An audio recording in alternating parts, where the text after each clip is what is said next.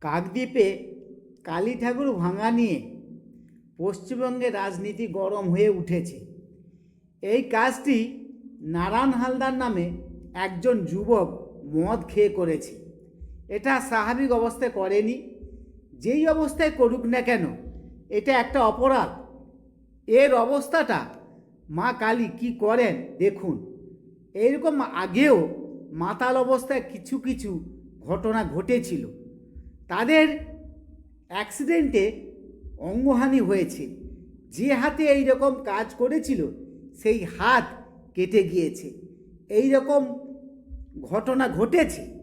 এমনকি কয়েক মাসের মধ্যে কিছু কিছু লোক মারাও গিয়েছে। এইরকম ঘটনা ঘটেছে আগে। ঠাকুর দেবতার সঙ্গে এইরকম আচার ব্যবহার করার জন্যে, এইরকম কাজ মাতাল অবস্থা না করার জন্য অনুরোধ করছি। এর চরম শাস্তি ভগবান নিজেই দিয়ে থাকেন।